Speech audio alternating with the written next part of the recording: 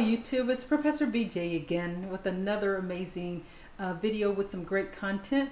If you like this channel, please hit the like and subscribe to my channel. I'm really trying to grow it. I'm just starting out. I'm trying to put some good content out there, work really hard to get the information. So if you like what you hear, please consider subscribing to my channel and hit the like button. So today I wanted to come and talk about a case that's been widely publicized in the news. I wanted to go through this article and give my viewpoints on it at the end. But this article was taken from the Society from Human Resources Management.org website, and it's been widely publicized in the news and some of the news programs on social media. But the title of this article: Jury awards former Tesla worker $137 million in a race bias suit. It's a big number, $137 million. So we've definitely got to take a closer look at this and really, pull it apart, and I'll give my thoughts, from my experiences.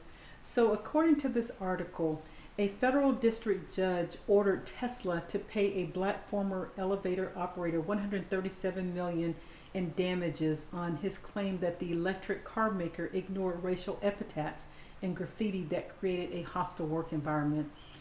That's a legal term, hostile work environment.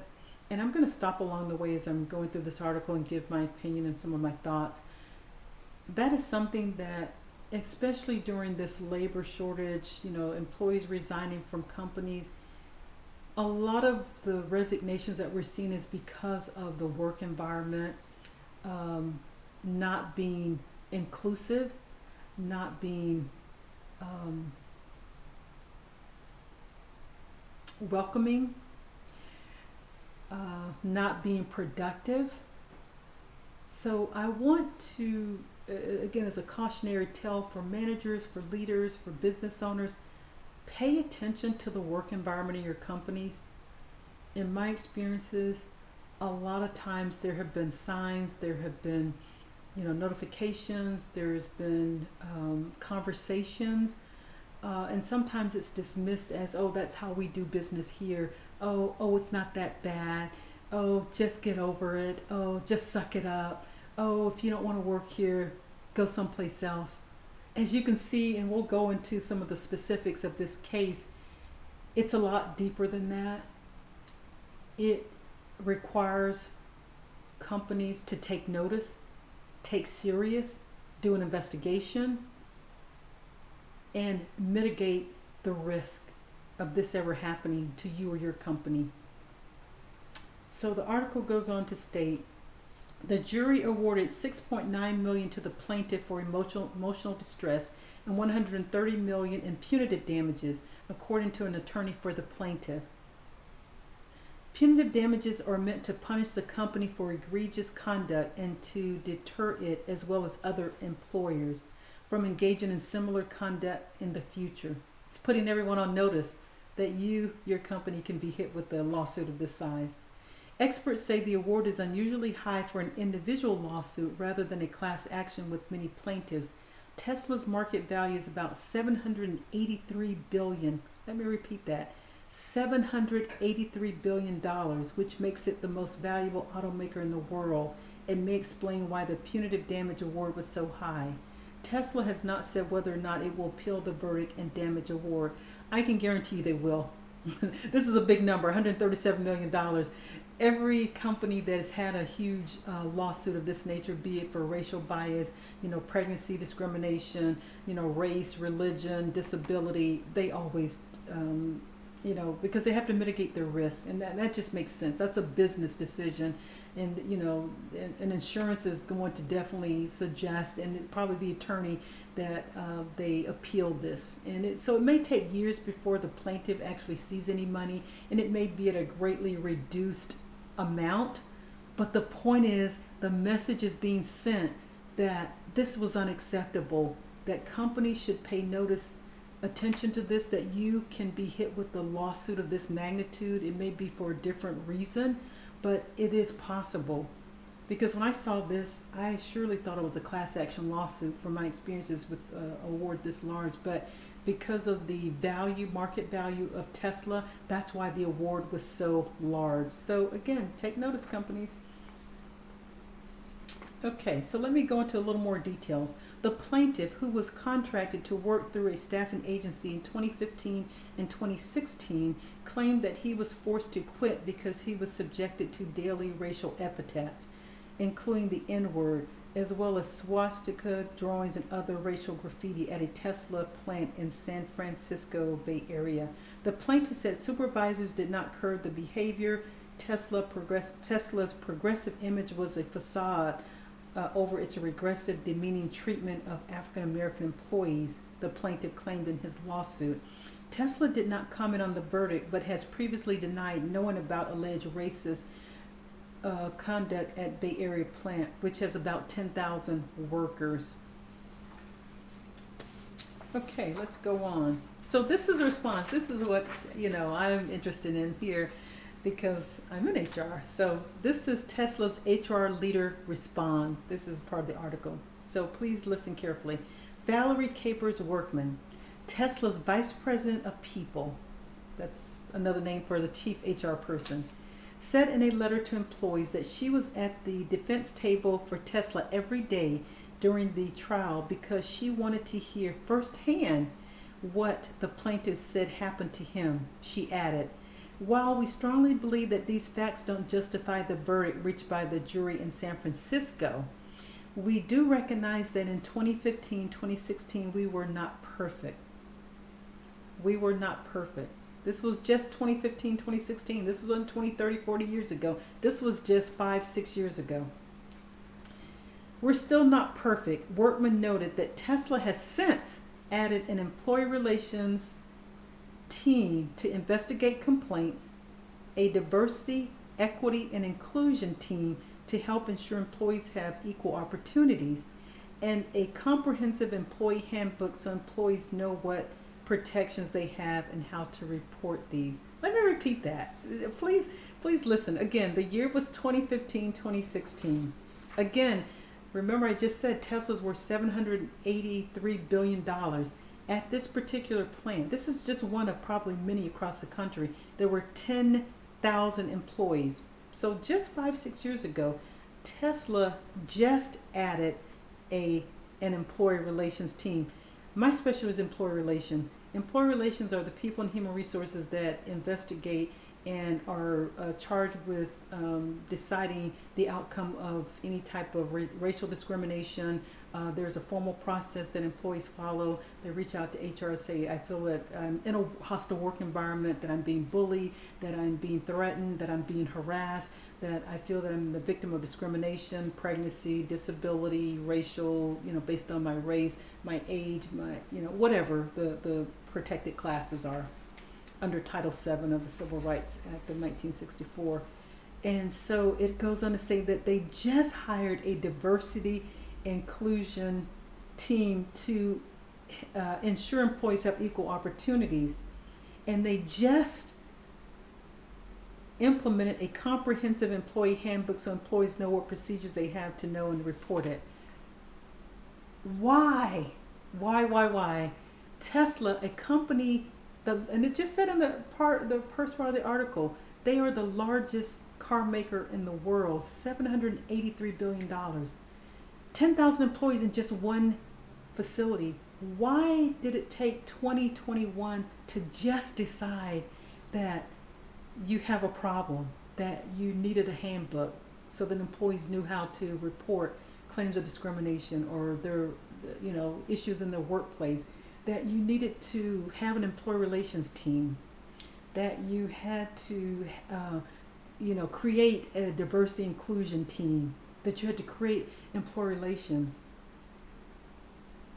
That is very surprising to me. And even the Tesla HR leader, in her statement, she said that she went to the trial every day so that she would know what happened to him. Why didn't she know before the trial?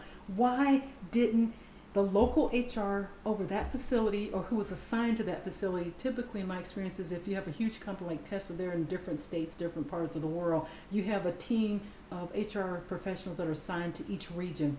Why is it that the HR leader, the head person at Human Resources, didn't know this was going on, was not apprised to?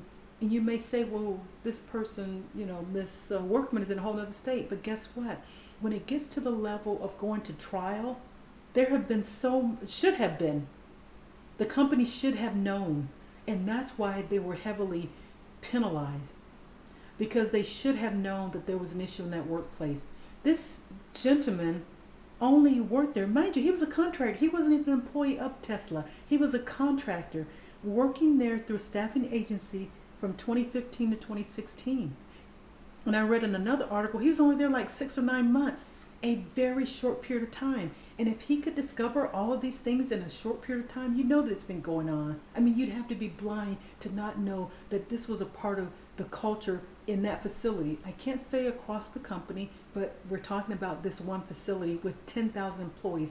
And I can bet you money that there have been other complaints from this facility. If this is the culture, because I find it very hard to believe that it would be just one employee that they zero in on. And he wasn't even there that long to even build a rep. Most of the people probably didn't even know who he was, didn't even know his name. If he's a contractor, if you work in an environment with contractors, they come for a specific project. They're usually have their nose down. They're working diligently. They're just trying to, finish this project so they move on to the next project. He was not an employee of Tesla. He was a contractor, only there for a short period of time, less than a year. 10,000 employees. Tesla just decides that they need an employee handbook. They should have already had one. They just decided they needed an employee relations team. They should have already had one. They just decided they needed a diversity, equity, inclusion team. They should have already had one. This company is too huge not to. If you have a company that's making that much money, you have a lot of employees, and whenever you have employees, you have problems, because people are going to be people. They're going to make mistakes. You should have a very effective human resources department. They should be in partnership with your leadership team. They should know what's going on at these facilities. There should be someone on site. If you have 10,000 employees, you probably should have an HR person on site. So I find it hard to believe that this top HR leader didn't know what was happening until she got to trial. I'm sorry. I've been in HR long enough to know that that's just the company line. Tesla, if you need some help, call me. I can help you. I can be a part of your team. I can show you what to do to prevent this from happening again. Give me a call, Tesla. But this is unbelievable. As an HR professional, having worked at different organizations, having been in the field for a long time, having dealt with many situations, luckily I've never worked for a company that's been hit with a huge settlement like this, but I have worked where I've actually received the EEO complaint. That's what it starts with. There's a process that you follow. This just didn't end up in court one day. There was a process to get to this point. The employee, had to file an EEO complaint. He also told the, HR department, whether it's the local HR, the headquarters, wherever the headquarters is. I think it's somewhere in California. San Francisco is where this took place. So perhaps that's where the headquarters is. That's usually how these trials work. But I find it hard to believe that the head HR lady didn't know what was going on in that plant. And if you go back to their records, which you'll never know because that's all confidential information, that there were other complaints that probably were dismissed, or probably, for whatever reason. Again, I don't know. These are all, what's been reported. But again, I'm speaking from my HR experience. I find it hard to believe. And I think that's what the jury, look at this award, $137 million. The jury didn't buy it either. They punished this company because they should have known better.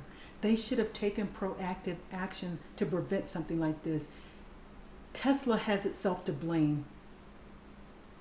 Tesla, if you need some help, call me. My information is on my channel. Okay? I have a proven track record of success. But this is unacceptable. So this is a wake-up call. This is a cautionary tale for those of you who own companies. If you are a leader, if you're a manager in an organization, sometimes you can be sued personally. So, be very careful.